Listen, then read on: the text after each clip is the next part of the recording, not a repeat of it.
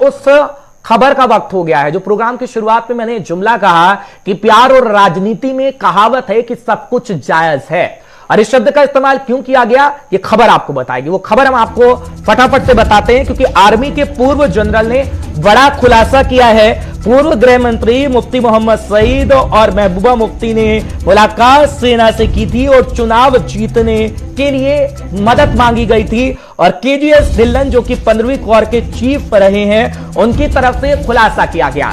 अब ये खुलासा कहां किया गया वो भी फटाफट से आपको बताते हैं, क्योंकि देवी गौड़ा जो देश के पूर्व प्रधानमंत्री थे उनकी ऑटोबायोग्राफी में पीडीपी पर यह आरोप लगाया गया है, क्योंकि महबूबा मुफ्ती के लिए उनके पिता ने यह कोशिश की थी और महबूबा को जिताने के लिए मुफ्ती मोहम्मद सईद ने सेना से मदद मांगी थी।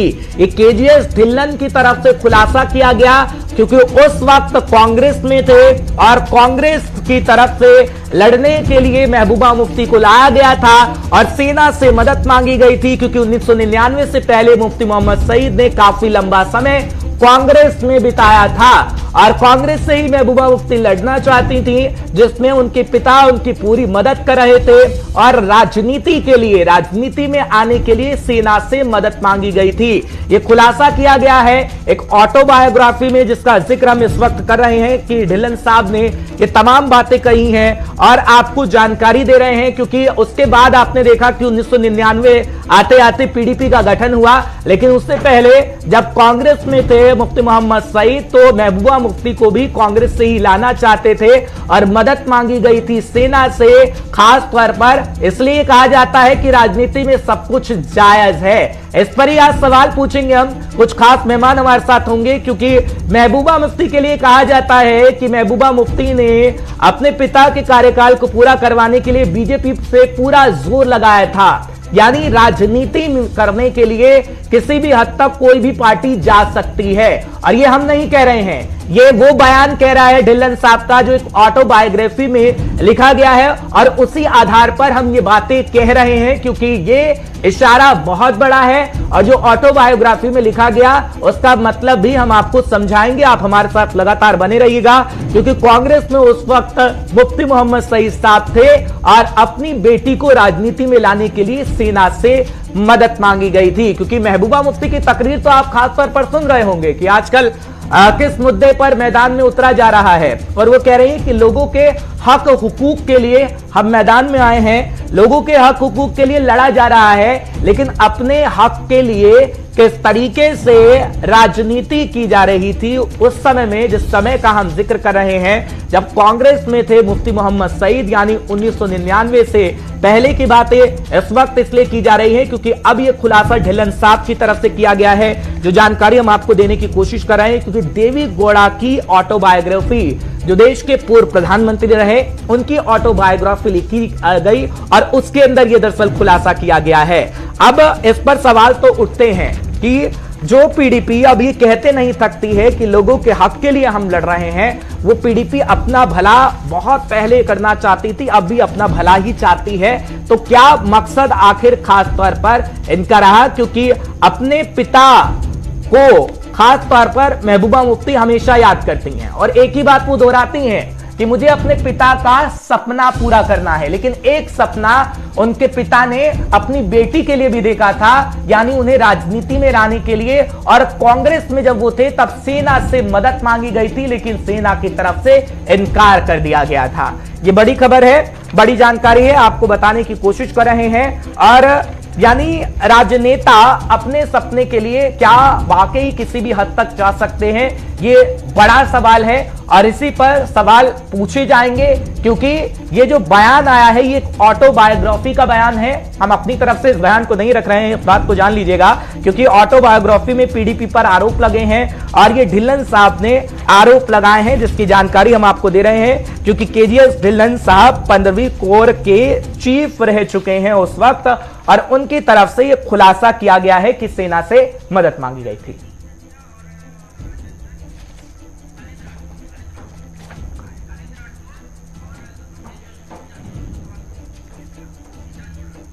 चलिए फिलहाल खास मेहमान हमारे साथ जुड़ रहे हैं इसी खबर पर, फटाफट से आपकी मुलाकात करते हैं और चर्चा को आगे बढ़ाते हैं। पहला सवाल मेरा राजेंद्र मनहास साहब से होता, लेकिन वो थोड़ी देर में जुड़ेंगे। मुझे कमांड मिल रही है, पीडीपी के नेता हैं, लेकिन खालिद राठौर साहब अपनी पार्टी के नेता इस वक्त हमारे साथ जुड़ चुके हैं। अभिजीत जसूटिया साहब इस वक्त हमारे साथ जुड़ चुके हैं, उनसे फटाफट से मुलाकात करवाते हैं। टीवी स्क्रीन पर दिखाइएगा जरा। अभिजीत जी, सबसे पहले मैं आपके पास आ रहा हूं क्योंकि ढिल्लन साहब ने बड़ी बातें कही हैं। मौका था ऑटोबायोग्राफी का, उसमें एक आ गया जी सेना से मदद मांगी गई थी और मुफ्ती मोहम्मद सईद हालांकि उस वक्त कांग्रेस में थे और अपनी बेटी के सपने को पूरा करने के लिए मदद मांग रहे थे सेना से, सेना ने इनकार कर दिया। हालांकि हम देख रहे हैं कि किस तरीके से आप अब पीडीपी पे आरोप लगा रहे हैं, लेकिन पीडीपी के साथ आप गठबंधन में थे। लेकिन क्या वाकई आपको नहीं लगता जिसने घाट घाट का पानी पी लिया हो उसके साथ आप गठबंधन में आ गए, तो सवाल तो आप पे भी बनेगा और जो पूछा जा रहा है आपसे।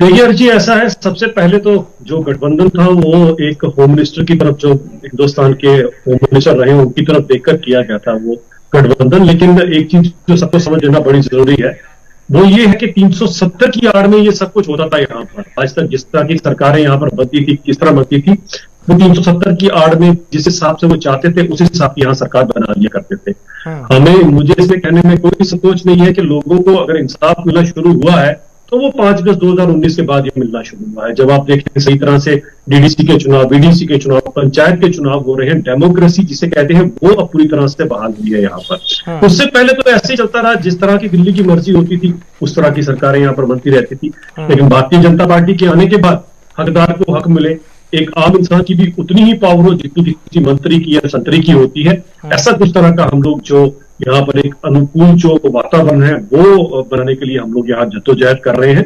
बहुत हद तक हम कामयाब हो भी चुके हैं। लेकिन पुराने कच्चे चिट्ठे अगर कोई किसी के सामने निकाल कर आ रहा है तो उसमें बहुत कुछ निकल कर आएगा, क्योंकि ये सब कुछ जो किया गया ये 370 की आड़ में ही किया गया। यही नहीं हर चीज, 370 की आड़ में यहाँ पर लाखों करोड़ों के हिसाब से जो आज तक पुरानी सरकारें भी देती रही जम्मू कश्मीर की, इन जितनी भी गवर्नमेंट रही उनको पैसा, वो सारे का सारा पैसा आम लोगों तक कभी नहीं पहुंचा। केवल और केवल चंद नेता, भले वो पीडीपी के रहे, भले वो एनसी के रहे हो, भले वो कांग्रेस के रहे हो, सब अपनी जेब में आप पैसों पे आ गए हैं, विकास पे आ गए हैं। सर मैं इस पे क्वेश्चन जरूर लूंगा आपसे, लेकिन मनहास साहब के पास चले जाता हूं, पीडीपी के नेता हैं। सर बहुत बहुत शुक्रिया हमारे साथ जुड़ने के लिए। मनहास साहब, एक आरोप लग रहा है, ढिल्लन साहब ने ऑटोबायोग्राफी में बड़ा खुलासा किया है। वो कहते हैं कि भैया जब वो कांग्रेस में थे मुफ्ती मोहम्मद सईद साहब तो अपनी बेटी के लिए एक सपना देख रहे थे कि राजनीति में आएंगी, मुख्यमंत्री साहिबा बन जाएंगी, लेकिन ऐसा पीडीपी में हुआ जब गठबंधन बीजेपी के साथ हुआ। लेकिन खास तौर पर सेना से मदद मांगी गई थी कि आप मेरी बेटी को जितवाने में मदद करिए, सेना की तरफ से इनकार कर दिया गया। लेकिन जो महबूबा मुफ्ती इस वक्त ये कहते नहीं थकती हैं कि भैया हम तो लोगों के हक हुकूक के लिए लड़ते हैं, वो तो खासतौर पर अपने लिए लड़ते आए, क्योंकि पहले कांग्रेस में, फिर अपनी पार्टी बना ली, फिर बीजेपी के साथ गठबंधन कर लिया। अपने सपनों को पूरा करना था या लोगों के सपने को पूरा करना था? ढिल्लन साहब की ऑटोबायोग्राफी में तो यही लिखा है। मनहास साहब, मैं ये कहना चाहता हूं कि अगर ऐसी बात थी तो मुफ्ती मोहम्मद सईद साहब को हिंदुस्तान का होम मिनिस्टर बनाया गया, तो क्या उनको लोगों ने बनाया था, संसद ने बनाया था, या उन लोगों ने ये सोच के बनाया था कि जम्मू कश्मीर का मसला हल होगा? जनरल साहब को ये तो पता ही है कि जम्मू कश्मीर के हालात कैसे थे।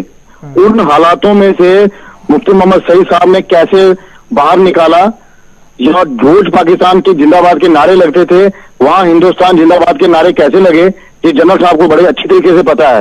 और जो 2002 से पहले की हालत थी वो जनरल साहब को बड़ी बेहतरीन पता है। और आज जनरल साहब ये कहते हैं कि महबूबा मुफ्ती जी को चीफ मिनिस्टर बनाने के लिए मुफ्ती साहब ने उनको तैयार किया, वो सपने देखते थे, ये कोई अच्छी बात नहीं है।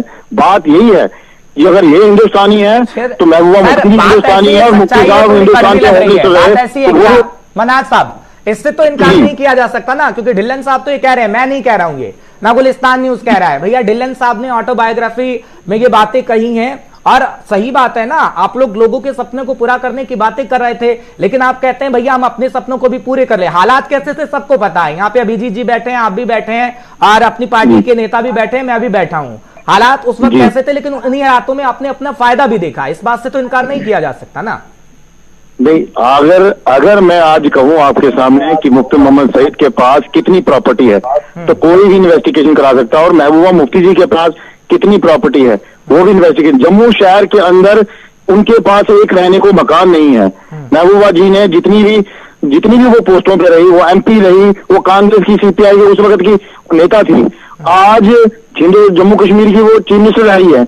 आज भी आप देख लीजिए कि महबूबा जी के नाम जम्मू शहर के अंदर क्या कहीं भी पड़ा, उनके पास एक अपने नाम का प्लॉट नहीं है। और सरकारी खातों में जिन लोगों ने ऐश की, लोगों के नाम अपने प्लॉट है, मगर मेरे लीडर के नाम पे आज भी जम्मू कश्मीर में एक प्लॉट नहीं है। बेटी थी और बेटी को सीएम बना देना किसी सपने से कम तो था नहीं। प्रॉपर्टी तो उनकी बेटी थी ना। आप कह रहे हैं कि प्रॉपर्टी नहीं है, चलिए कोई जमीन नहीं है, कुछ नहीं है, लेकिन प्रॉपर्टी तो उनकी बेटी थी और जो सपना देख रहे थे वो पूरा कर दिया। लोगों के सपने ना सही, अपनी बेटी के सपने पूरे हो गए। सर मैं आपकी बात जी, मैं बड़ी आपकी बात अच्छी है। मैं सिर्फ ये कहूंगा इसमें कि देखिए, राजनीति करने वाले तो राजनीति करेंगे, मगर जब कोई ऑटोबायोग्राफी लिखने वाला होगा तो वो मुफ्ती मोहम्मद सईद की ऑटोबायोग्राफी लिखेगा तो उसमें उनको पता चल जाएगा कि कौन देशभक्त था कौन नहीं। और उसके बीच में ये सबसे बड़ी बात है कि जब 2002 से लेकर 2008 तक जो हालात जम्मू कश्मीर के मुफ्ती मोहम्मद सईद और आजाद साहब ने इतनी अच्छे तरीके से इस स्टेट को अपनी जगह पे लाया, वो कभी किसी ने उसको क्रेडिट नहीं दिया। और जब से बीजेपी में गए तो इस स्टेट की हालत क्या हो गई है वो सबके सामने है कि जैसे 370 को कैसे तोड़ा गया और महाराजा हरि सिंह के नाम पे जिन लोगों ने अपने घरों में अंदर पोस्टर लगाए हैं, लेकिन मैं कहता हूं उनकी मूर्तियां लगाई हैं, और उनके साथ उनकी स्टेट के साथ क्या कर रहे हैं ये आपको पता होना चाहिए। ठीक है, अभिजीत साहब मुस्कुरा भी रहे हैं, बहुत कुछ कहना चाहते हैं, अंदर दिल में बहुत कुछ है, गुबार निकालेंगे अभी, लेकिन खालिद साहब से एक सवाल ले लेता हूं। खालिद जी बहुत बहुत शुक्रिया 5 के पंच में आने के लिए। खालिद जी, आप पे आरोप लगता रहा है बी पार्टी है, आप बीजेपी की भी पार्टी है खास तौर पर, और ये कहा जाता रहा कि भैया जो केंद्र से चीजें कही जाती हैं वही आप लोग बोलते हैं। पीडीपी के बारे में क्या खबर वो तो हमने आपको बता दी, लेकिन कहीं ना कहीं आपको भी ये आभास हो गया था कि पीडीपी अपने फायदे के लिए सब कुछ कर रही है। उसके बाद चलिए हम अपना रास्ता अलग चुनते हैं। जहां तक आपने पहली बात छेड़ी की, आपको बी टीम कहा जाता है, इस चीज का आप बाज़ाब्ता तौर पे जो आपका टॉपिक है आज का, जो जीओसी साहब ने यहाँ पे बयान दे दिया है, आप खुद ही समझ लेना चाहिए कि यहाँ पे सरकारी मशीनरीज के साथ साथ जो भी गलत अपने पोस्ट का, अपने पद का जो इस्तेमाल किया है वो बाज़ाब्ता तौर रिवायती सियासतदानों ने किया है। इन्होंने अपने मुफाद के लिए यहाँ के जम्मू कश्मीर के लोगों को दो हाथों से लूटने के लिए कोई कसर न रखी। यहाँ पे सरकारी मशीनरी से लेके यहाँ पे जितने भी आला से आला अफसरान जो थे उनको अपने सियासी बेनिफिट्स के लिए उनको यूज किया।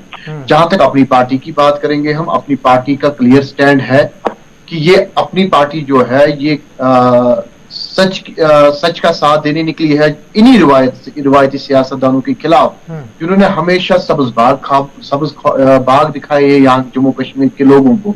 जहां तक बी टीम की बात करेंगे हम, आप देखिए कि कल हमारी वर्किंग कमेटी होती है, कल वर्किंग कमेटी की मीटिंग होगी, वहां पे हमारे प्रेसिडेंट साहब ने और जो हमारी टीम थी वहां पे बाज़ाब्ता तौर ये राय होगी वहां पे कि हमें जो आर्टिकल 370 को एब्रोगेट किया गया था वो एक जम्मू कश्मीर के लोगों के लिए एक काला दिन था, जो जम्मू कश्मीर के किसी भी नागरिक ने यहाँ पे एक्सेप्ट नहीं करा है। तो पहली बात, हम उस बीजेपी के खिलाफ है, उस फैसले के खिलाफ है जो उनका इलेक्शन मैनिफेस्टो था और जो उनकी एक देरी ना एक 70 सालों से जो उनका ख्वाब था। लेकिन जहां तक हम बात करेंगे, हमारी सियासत जो है ना बीजेपी से मिलती है, ना हमारी सियासत पीडीपी से है, ना हमारी सियासत जो है पीडीपी से चलती है, ना हमारी सियासत बीजेपी से चलती है। आप मेरी बात सुनिए, आप मुझे थोड़ा मौका दे दीजिए, आप देखिए कि इन सियासी जमातों ने जहां इन्होंने बाज़ाब्ता तौर इनके खिलाफ जो अब काले चिट्टे बाहर आ रहे हैं, क्या कभी इन्होंने यहाँ पे सरकारी एजेंसीज का यूज किया, कहीं यहाँ पे इन्होंने आर्मी का यूज किया अपने मुफाद की वजह से, और वो भी उस शख्स के बारे में इन्होंने जीओसी साहब ने बयान दिया है जो देश के होम मिनिस्टर रह चुके हैं। This is very unfortunate. अब देखिए कि जहां पे वो अपने मुफाद के लिए, अपनी बेटी को इलेक्शन जिताने के लिए यहाँ की आर्मी का यूज कर सकते, तो बाकी मुफादों के लिए उन्होंने क्या क्या नहीं किया होगा। ये तो अभी कुछ चीजें बाहर आ रही है। अब इसी तरीके से देखिए, आपकी जो आज की सियासतदान है जो हमें बी टीम का टैग देने के लिए बाहर निकले हैं, आप खुद ही बता दीजिए कि बीजेपी की जोली में वो कल तक घूम रहे थे, उनको शर्म नहीं आती है कि हमें हमारी सियासत को हम भी चाहेंगे हम भी लोगों के बीच में ये झूठ कह सकते हैं कि आप हमें वोट दे दीजिए, हम आर्टिकल 370 को आपको वापस लाएंगे। लेकिन नहीं, यहाँ के जितने भी मकबरे हैं, जहाँ पे इतने भी खून खराबा हो गया, वो इन्हीं रीजनल पार्टीज की वजह से होगी है। जहां तक मैं यहाँ पे नेशनल कॉन्फ्रेंस की बात करूं, ये वही नेशनल कॉन्फ्रेंस है जो किसी यहाँ पे कश्मीर में यहाँ के युवाओं को कहते हैं कि हम हुर्रियत वालों के साथ है, और जम्मू दिल्ली में जब पहुंचते हैं वहां पे भारत माता की जय कहते हैं। दिल्ली पहुंच के इनसे बड़ा देशभक्त कोई नहीं होता है। लेकिन कश्मीर के युवाओं को हमेशा इनने इस्तेसाल किया है, उनके जज्बातों के साथ खेला है। आपके सवालों का जवाब ये देते हैं मनाज साहब, खालिद साहब के आरोपों का जवाब दीजिएगा। खालिद साहब तो कह रहे हैं भैया आपने भरोसा तोड़ा, और हमने वो वक्त भी देखा ना कि जब एक मुस्लिम व्यक्ति को देश का गृह मंत्री तक बना दिया गया, लेकिन आपने लोगों का भरोसा कहीं ना कहीं तोड़ दिया है। क्योंकि अब जो बातें सामने आ रही हैं वो सर बहुत सवाल खड़े करती हैं, और अब तो कहा जा रहा है कि इलेक्शन भी है जम्मू कश्मीर में, आगे आने वाले समय में हो सकते हैं, आधिकारिक पुष्टि नहीं हुई है लेकिन हो सकता है इलेक्शन, परिसीमन की रिपोर्ट मार्च तक आ जाएगी। ऐसे में ऐसी बातें सामने आएंगी तो सर आपके लिए बेहद खराबी है। जनता समझ रही है क्या हो रहा है? जी, बात यह है कि जनता के सामने है हम जनता से पीछे नहीं, और महबूबा जी हमेशा जनता के बीच में बैठती हैं और लोगों का दुख दर्द वो जानती हैं और लोगों के घर तक पहुंचती हैं। ये हमारे जो साथी बोल रहे हैं कि लोगों को उनको जानते हैं, मैं आज भी पूछना चाहता हूं कि कश्मीर के अंदर कोई भी किलिंग होती है, कौन सा लीडर है जो उनके बारे में बात करता है और कौन उनके घर में जाता है? ये कश्मीर के लोग बड़े अच्छे तरीके से जानते हैं। जिसके ऊपर बीतती है वही जानता है दर्द उसका क्या है। मगर जब कोई उनके घर जाता है तो उनको ये महसूस होता है कि कोई तो कोई हमारा है। ये जो हमारे आज बैठे हुए लीडर हैं, इनका कोई भी लीडर पूछ लीजिए कि पिछले 20 साल से जो हालात जम्मू कश्मीर के बने हुए हैं और ये लोग क्या करते हैं, ये आपके सामने है। और आज भी कुछ लोग यहाँ बोल रहे हैं जो हमारी पार्टी में से उन्होंने अपना जितना भी वक्त निकाला, जितना भी वक्त दिया, जब तक मिला तो ठीक है, जब फायदा नहीं मिला तो निकल के उन्होंने अपने अपने गुट बना लिए, और उससे पीडीपी को कोई फर्क नहीं पड़ा। आप लोगों के लिए काम नहीं कर रहे थे इसलिए टूटती गई पीडीपी। हमने देखा ना कितने नेता तो निकल गए सर। मैं वही कहना चाहता हूँ रियाज साहब, अगर देखिए जिसको जब अपना मतलब नहीं निकलेगा तो वो निकल जाएगा। उसको शायद लगता है दूसरी जगह जाकर मुझे बड़ी इज्जत मिल जाएगी, दूसरी जगह जाकर इससे भी बड़ी कुर्सी मिल जाएगी। तो लोग देख रहे हैं कि जिन लोगों ने जितना फायदा लेना था, तो महबूबा जी ने, मुफ्ती साहब ने मंत्री भी बनाए, मंत्री भी बनाए, कैबिनेट मंत्री भी बनाए, और जब उनका फायदा पूरा हो गया उन लोगों ने अपना बोरिया बिस्तरा निकल के वो साइड पे हो गए, जबकि उनकी जरूरत थी पार्टी के साथ खड़ी होगी। कैबिनेट मंत्री बनाए, मंत्री बनाए, लेकिन मतलब निकला तो निकल गए। खालिद साहब, आप मेरी बात ध्यान से सुनिएगा। मैं पहले इनकी बात का जवाब देना चाहता हूं। आप देखिए कि इतनी इनकी सियासत कितनी गिर गई है, कितनी नीच सियासत और घटिया सियासत करते हैं ये लोग। ये कहते हैं कि इस टाइम पे जितनी भी यहाँ पे किलिंग्स होती है महबूबा जी रोना धोना लगाती है। इनको मैं याद दिलाना चाहता हूँ वो 2016 में इन्होंने यहाँ पे इतना खून खराबा किया, उसका जवाब क्यों नहीं दिया? और उस टाइम पे यहाँ के गृह मंत्री, यहाँ के होम मिनिस्टर के सामने, जो देश के हमारे होम मिनिस्टर थे राजनाथ जी, उनके सामने इन्होंने वो दूध के, वो टॉफी के जो कमेंट्स थे वो इनको याद रखने चाहिए। और दूसरी बात जो इन्होंने करी है कि यहाँ पे लोगों को मंत्री बनाया गया, वाइस चेयरमैन बनाया गया। इनको ये चीज याद रखनी चाहिए कि मुफ्ती साहब की इस दुनिया से तशरीफ लेने के बाद ये वही महबूबा मुफ्ती है जिन्होंने मुंबई से भाई को लाया और यहाँ पे उनको मंत्री बनाया। पहले एमएलसी बनाया, फिर मंत्री बनाया, जिनको एबीसी भी यहाँ पे पता नहीं थी कि यहाँ के पॉलिटिक्स में क्या है। और जो ओथ सेरेमनी में भी in the name of God के बदले in the name of dog कहते हैं। तो इनको ये कहना चाहिए उस टाइम, हमें इनको जम्मू कश्मीर के लोगों को यही जवाब देना चाहिए कि क्या वो इस टाइम पे पेंशन नहीं ले रहे हैं कि जम्मू कश्मीर के और पूरे देश के जो जितने भी गरीब लोग हैं उनके खून पसीने की कमाई जो है, उनका जो टैक्स का पैसा है, वो मुफ्ती साहब इस टाइम पे पेंशन नहीं ले रहे हैं? क्या इनकी पार्टी इसलिए बनी थी कि इनको घर पे बना रहे हैं? खालिद साहब ये कहना चाह रहे हैं कि खास तौर पर मुफ्ती साहब ने अपनी बेटी के लिए सपना देखा, भैया कांग्रेस के कार्यकाल में भी सेना से मदद मांगने की कोशिश की कि मेरी बेटी सीएम बन जाए, खुदा ना खास्ता वो हो गया। लेकिन महबूबा मुफ्ती साहिबा जब मुफ्ती साहब नहीं रहे तो अपने भाई को भी सामने ले आई, यानी परिवारवाद चलता रहा। जो खास तौर पर जो पार्टी के नेता थे, कद्दावर नेता थे, समझते थे पार्टी को आगे ले जाना चाहते थे, उनको तो आप लोगों ने आगे नहीं किया, इसलिए तो खफा थे ना सर। खालिद साहब भी यही कह रहे हैं। मैं ये कहना चाहता हूं, जब मुफ्ती साहब का इंतकाल हो गया तो महबूबा जी को 3 महीने लग गए, 4 महीने लग गए उनको चेयर पर बैठने के लिए। इन बिटवीन जो हमारे साथी कह रहे हैं कि उनके भाई को इन्होंने ये बना दिया वो बना दिया, तो मुझे ये बता दीजिए जो शेख अपने फारूक साहब हैं, उनके बेटे उमर हैं, तो उनको क्यों जरूरत है? जब भी कोई बात होती है, पॉलिटिकल पार्टियां हैं जो पार्टियां हैं, अगर कोई फैमिली का आदमी होगा तो क्या उसको बाहर निकाल देते हैं?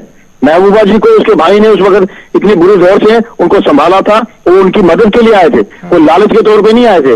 वो अपना सब कुछ छोड़ बिछाड़ के जो एक पूरा टोटली उनकी लाइन नहीं, उसके बाद जब महबूबा मुफ्ती साहिबा ने गले में माला डाली उसके बाद दिखे नहीं ना। गुलिस्तान न्यूज पर एक तस्वीर सामने आई सर, जनता के सामने जाना होता है ना भैया, हम काम करेंगे आगे आने वाले समय में। आप और एक पॉइंट ऐड करना चाहता हूँ यहाँ पे, मेरे भाई कहना चाहते हैं, तो अगर आज एक भाई अपनी बहन को साथ नहीं देगा तो कौन देगा? आज ये जिन लोगों ने ये जो कह रहे हैं, बाकी वाले भाई भी थे ना जिनको कैबिनेट मंत्री बनाया और जो आज चुप करके निकल गए अपना काम करके, तो मैं ये पूछना चाहता हूँ, आप भी उनके साथ खड़े हैं, मेरे भाई भी उनके साथ खड़े हैं, तो क्या ये ठीक था? जब बुरा वक्त आया तो वो निकल गए, जब अच्छा था तो सबने बनाई थी। ठीक है खालिद जी, मैं आपके पास आऊं। अभिजीत जी से एक सवाल लेता हूं। अभिजीत जी, जम्मू और कश्मीर के लोगों को इंतकाल हो गया, महबूबा मुफ्ती बता रही है। ठीक है, आज भी किलिंग पे अगर कोई बात करता है तो महबूबा जी कर रही है और दूसरा कोई नहीं कर रहा। आज ही जंतर मंतर पे जाके लोगों की जम्मू कश्मीर की कोई आवाज उठा रहा तो वह महबूबा मुफ्ती जी है। तो ये प्रॉब्लम है ना इन लोगों को, अब उसमें हम क्या कर सकते हैं? चलिए ठीक है अभिजीत जी, मैं आपके पास खासतौर पर आ रहा हूं क्योंकि महबूबा मुफ्ती को जो दुख दर्द था, हमने देखा इंतकाल के बाद कैसी तस्वीर सामने आई। सहारा आपने दिया था और वो सहारा कहीं ना कहीं लगा कि आगे तक जाएगा, लेकिन आपने भी महबूबा मुफ्ती को मझधार में छोड़ दिया सर, क्यों? हाँ जी, देखें 2-3 मिनट लगेंगे, मैं सभी का सवालों का जवाब आपको एक एक करके दे देता हूं। सबसे पहले तो इन्होंने जो बात की कि इनके नाम पे कोई प्रॉपर्टी नहीं है, ये एक सवाल का बड़ा जरूरी है। जंतर मंतर में जो उन्होंने कहा कि बैठे हैं उसका जवाब देना बड़ा जरूरी है। तो तीसरा कि आपने इनके साथ गठबंधन क्यों तोड़ दिया? तो सबसे पहले गठबंधन तो इसलिए तोड़ दिया कि मुफ्ती मोहम्मद सईद साहब की तरफ देखिए गठबंधन किया था, जिस इंसान ने सबसे पहले कश्मीर में भारत का परचम उठाया था उनकी तरफ देखिए गठबंधन किया था। जब उनकी बेटी किसी भारत देश के तिरंगे को कांधा देने की बात करेंगे तो हम सियासत के लिए वहां पर नहीं, हमारे लिए हमारा वतन सबसे पहले, हमारा देश सर्वप्रथम है। तो ऐसी सरकार को हमने छोड़ना ही मुनासिब समझा। अब आती है बाहर के इनके पास, आप कहते हो कुछ नहीं है, अरे इनके पास कुछ नहीं है। इनकी वालिदा को ईडी क्यों पूछ रही है? इनके भाई को क्यों अभी तक ईडी पूछ रही है? यानी कि खुद ना लो, अपने रिश्तेदारों के यहाँ घर भरते रहो। तो ऐसी लूट खसूट स्टेट में चलती रही। सिर्फ पीडीपी नहीं, एनसीपी यही काम करती रही और कांग्रेस भी यही काम करती है। महबूबा मुफ्ती का स्टेटमेंट बता रहा हूं सर, मैं नहीं कह रहा हूं। वो कह रही है कि मेरे अकाउंट में तो भैया इतने ही पैसे हैं, आके कोई चेक कर ले, मेरी माँ पे जो आरोप लगाए हैं सिरे से खारिज है, आप कुछ भी भेज लीजिए, हमारे पास तो यही निकलेगा। तो चले, वो तो जब जांच पूरी हो जाएगी, अगर कहीं ना कहीं कुछ हो, आग हो तो धुआं वहीं से निकलता है। ऐसे क्यों पूछेंगे? और भी तो कितने लोग हैं, किसी को नहीं पूछा जा रहा, इन्हीं की वजह इन्हीं के भाई को क्यों पूछा जा रहा है? चले, वो तो जब एजेंसी पूरी अपनी जांच कर लेंगी तो पता चल जाएगा कहां पर क्या था क्या नहीं था। अब जंतर मंतर की बात पे मैं हर चीज जरूर आना चाहूंगा। जंतर मंतर पे जो महबूबा जी अपने हाथ में प्ले कार्ड लेकर बैठी है, आपको पता है वो प्ले कार्ड कहां का है? वो प्ले कार्ड जो है वो कहीं तक कहीं वो एक सपोर्ट में, मेहरान शाला की सपोर्ट में वो प्ले कार्ड लेकर बैठी है। मेहरान शाला वही आदमी है जिसने मैडम सुपिंदर कौर को मारा, वही आदमी है जिसने टीचर दीपक को मारा और उस बेचारे गरीब पुलिस वाले को मारा। ये वही मेहरान शाला है जो टेररिस्टों के साथ था। यानी आप कह रहे हैं कि अपने फायदे के लिए कातिलों का चाहती हैं। और ये जो बोल रही है, ये जो गड़ियाली आंसू बहाती है, ये गड़ियाली आंसू किरण वो केवल टेररिस्टों के लिए क्यों बहाए जाते हैं? ठीक है, सुपिंदर कौर कातिलों का साथ ले रही है महबूबा मुफ्ती, मैं नहीं कह रहा हूं, अभिजीत जी कह रहे हैं बीजेपी आप पे आरोप लगा रही है। मनाज साहब फटाफट से जवाब दीजिएगा, खालिद जी के पास जा रहा हूं सर। जी, बात यह है कि मेरे साथी बड़ी अच्छी बात बोल रहे हैं, ये अपनी पार्टी का अपना पक्ष रख रहे हैं, मगर मैं ये कह देना चाहता हूं कि ये भी हमारे साथ रहे हैं और इनको भी ज्यादा बेहतर पता है आपके जो सपना उन्होंने देखा था के लिए। 4 साल हो गए, आज जो हालात है, आज जम्मू कश्मीर के लिए कोई बोलने वाला नहीं। वो दिल्ली में जो बैठे हुए साथी हैं उनको को परेशान करते हैं, नहीं कर पाते मेरे से।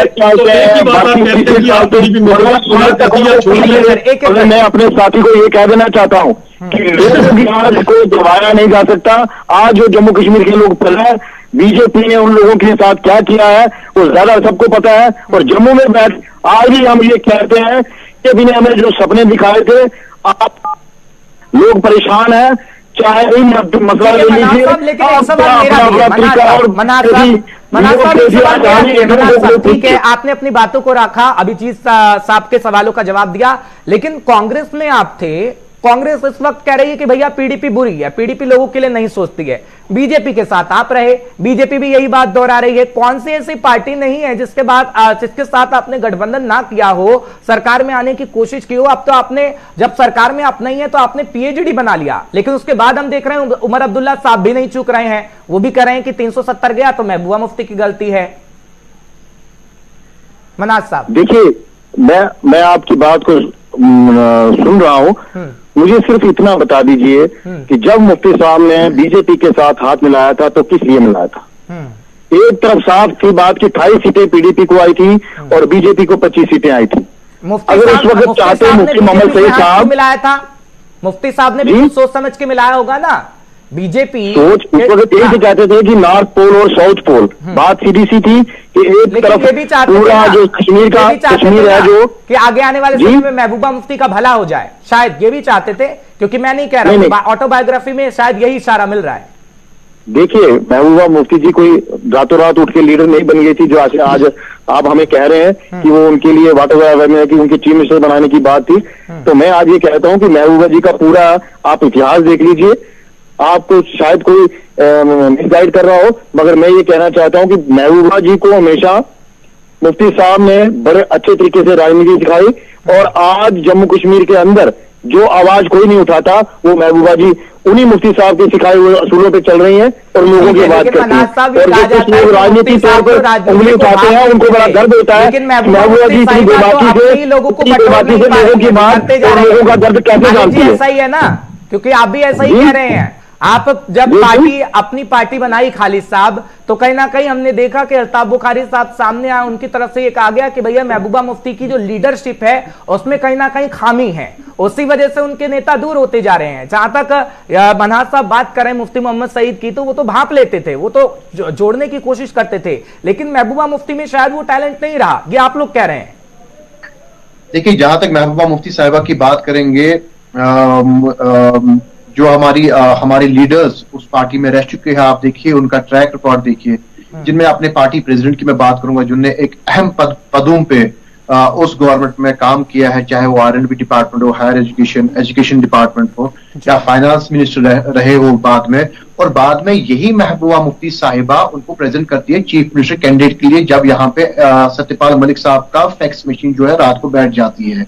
तो तब तो इनके लिए बुखारी साहब जो थे वो बड़े बड़े नेता थे और कदावर नेता थे। लेकिन जब बुखारी साहब ने देखा कि वहां पे महबूबा मुफ्ती साहिबा को जो लीडरशिप स्किल्स नहीं है, और कहीं ना कहीं पे उनसे अपने रियासत जम्मू कश्मीर को संभाला नहीं जा रहा है, और उन्होंने देखा कि ये लोगों के साथ बड़ी धोखाधड़ी से सियासत करना चाहती है, वो वैसे हम ख्याल लोग जो है उन्होंने अलग अपनी पार्टी बना दी, और रातों रात में उस पार्टी को ये बी टीम कहते हैं, बीजेपी की। मैं इनको ही वो सवाल करना चाहता हूं, महबूबा जी, आपने बॉलीवुड से अपने भाई को यहाँ पे लाया, लेकिन आपने बड़ी गलती की, क्योंकि तसद्दुक मुफ्ती साहब को आपको लेना चाहिए वहां पे, क्योंकि आपसे बड़ा ड्रामाबाज कोई नहीं है, आपसे बड़ी ड्रामा कोई नहीं है। आपको ये ड्रामाबाजी कहाँ जाती है? तब जब यहाँ के लोगों को आपने जलीलो खार किया, तब आप जंतर मंतर पे क्यों नहीं गए? मनाज साहब, आपको जंतर मंतर क्यों नहीं याद आया? जंतर पर जाना ड्रामा है। किस चीज की सियासत है? इस टाइम पे लोगों को समझ आ गया है, और आप मेरे से यकीन ले लीजिए कि इनको लोग इस टाइम पे सियासत सिखाएंगे। अगर ये बात सिखाएंगे, लोग बेसब्री से इलेक्शंस का वेट कर रहे हैं, इलेक्शंस का इंतजार कर रहे हैं। महबूबा जी क्या करती हैं उन लोगों के सामने है, वो MP भी रही हैं इस हिंदुस्तान के अंदर, संसद के अंदर वो बैठी भी हैं, उनको सब पता है। तो हिंदुस्तान के अंदर तो ये भी कहती है कि हिंदुस्तान का झंडा उठाएगा, उसकी बाबू जल जाए। ये राजनीति कौन कर रहा है? तो ये ड्रामेबाजी कौन कर रहा है? दुनिया देख रही है, आज को समझ रही है। जो आदमी किसी के दर्द में शामिल होगा, जो दर्द को पहचानेगा और लोगों को अंदर घुटने से दम घुटने से उनको खुली सांस में लाएगा, वो दुनिया देख रही है। और इनको सुन रही है कि जो लोग ये ड्रामा बना रहे हैं, ये ड्रामा दिखा रहे हैं, तो ये भी पता है कि कौन सी पार्टियां ड्रामा कर रही है। मैं अपने साथी को यही कहूंगा कि जम्मू कश्मीर के लोगों की आवाज बनो, एक दूसरे को छिटाकजी करने के बजाय ठीक है, इसी पे खालिद जो मेन साहब ले लेते हैं। खालिद साहब, हम उन लोगों की आवाज बने जिन्होंने यहाँ के मीरात को हमारे लूटा, जहाँ पे हमारे जम्मू कश्मीर को लूटा। खालिद साहब, मनाज साहब ये कह रहे हैं कि आप लोगों की आवाज बनिए। अब हम 370 को लेकर देख रहे हैं ना कि 370 को लेकर गुलाम नबी आजाद साहब कह रहे हैं कि नहीं मैंडेटरी होना चाहिए। फिर हम ये नहीं कह रहे हैं कि 370 हम आपको लाके दे देंगे। महबूब मुफ्ती साहिबा ये कह रहे हैं कि 370 हम आपको लाके देंगे। फारूक अब्दुल्ला साहब की तकरीर हम सुन रहे हैं, उमर अब्दुल्ला साहब की तकरीर हम सुन रहे हैं, वो कह रहे हैं कि 370 हम आपको लाके दे देंगे। आप क्या क्या विजन है, किस तरीके से जनता के पास आप लोग जा रहे हैं, जनता किस बात पे आपको? मैं वही क्लियर करना चाहता हूं। जहां तक जम्मू कश्मीर अपनी पार्टी की बात है, हमारी सियासत जो है वो हम लोगों के जज्बातों के साथ खेलना नहीं चाहते हैं। आप ये चीज देख लीजिए, जहां पे मैं नेशनल कॉन्फ्रेंस की बात करूं, उनको 3 एमपीज को यहाँ के जम्मू कश्मीर के लोगों ने 3 एमपीज को जिता के यहाँ पे पार्लियामेंट में भेज दिया। और वहां पे देखा आपने कि उन्होंने पार्लियामेंट में तो बिल्कुल भी उन्होंने वो चुप रहे, जैसे कि वो नई दुल्हन जैसे वो घूंघट में होती है, वैसे ही वो लोग भी वहां पे बैठ गए और जैसे ऊपर वाले ने उनकी जुबानी ली थी। जहां तक मैं पीपल्स डेमोक्रेटिक पार्टी की बात करूंगा, मैं इससे बड़ी धोखेबाज लीडरशिप जो इस टाइम पे इर्द गिर्द है, अब जो क्रीम थी वहां पे, जिनको लोगों के दर्द था, जो लोगों के एहसास की कदर थी, वो लोग तो वहां से निकले, उन्होंने अपनी पार्टी में शमूलियत की या कहीं और चले गए। वो लोग तो लोगों के दर्द बांटने के लिए निकले हैं। लेकिन जहां तक आर्टिकल 370 की बात है, ये देखिए, ये इतने गिरी हुई सियासत करते हैं। ये डीडीसी इलेक्शन में भी कहते हैं आप हमें वोट दे दीजिए, हम आर्टिकल 370 को वापस लाएंगे। मैं यहाँ के जम्मू कश्मीर के अपने आवाम से, जो बाशूर आवाम है, उनसे गुजारिश करना चाहता हूं कि अल्लाह तआला के वास्ते आप सोचिए, आर्टिकल 370 इनके बस की बात नहीं है। आर्टिकल 370 को वापस लाना इनके बस की बात नहीं है। हाँ, अब ये अपने दुकानों का शटल ऊपर रखने के लिए पीएचडी बनाई है, जहां पे उमर साहब पीर पंचाल रेंज से कहती है कि महबूबा मुफ्ती ने ही आर्टिकल 370 को एब्रोगेट किया। अगर इन्होंने यहाँ पे सरकार नहीं बनाई होती बीजेपी के साथ।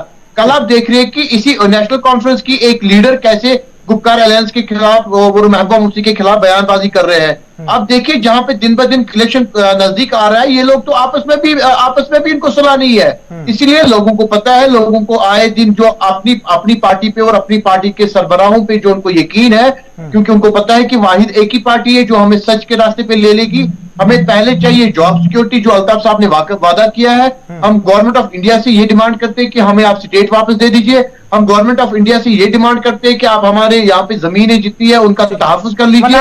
लेकिन हम इन लोगों के लिए बुरा क्या है? वो कह रहे हैं भैया 370 को लेकर हम कोई ऐसा वादा नहीं कर सकते ना कि आगे आने वाले समय में हम देना, खाली चुनावों के लिए हम वादा कर दें कि भैया चुनाव आने वाले हैं तो हम अपनी सत्ता बरकरार रखें और लोगों से झूठा वादा करें, फिर लोग तो सवाल पूछेंगे ना।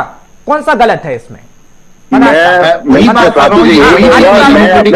सवाल ले रहा हूं, ठीक है।